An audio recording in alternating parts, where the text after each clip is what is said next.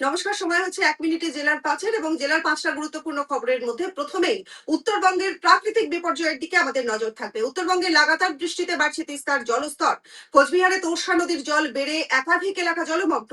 বাড়ি ছেড়ে উঁচু এবং নিরাপদ স্থানে আশ্রয় নিতে হয়েছে বহু মানুষকে। আত্মগোপন করেও হলো না রক্ষা। বহরমপুর থেকে গ্রেপ্তার ভাঙড়ের তৃণমূল নেতা খায়রুল ইসলাম। ২০২৩ সালের ভোট পরবর্তী হিংসার অভিযোগে গ্রেফতার শওকত ঘনিষ্ঠ তৃণমূল নেতা। ফের পুলিশের জালে আরো একজন তৃণমূল নেতা। এবার গ্রেফতার পূর্ব বর্ধমানের রায়নার ২ নম্বর ব্লকের প্রাক্তন ব্লক তৃণমূল সভাপতি সৈয়দ কালিমুদ্দিন ওরফে বাপ্পা। তার বিরুদ্ধে তোলাবাজি এবং হুমকির অভিযোগ রয়েছে। কোদাল হাতে পুকুর পরিষ্কারে নামলেন রাজ্যের মন্ত্রী মৌমিতা বিশ্বাস মিশ্র। বর্ধমানের লোক কলোনিতে পরিচ্ছন্নতা অভিযানে স্থানীয়দের সঙ্গে আবর্জনা পরিষ্কার করলেন খোদ মন্ত্রী।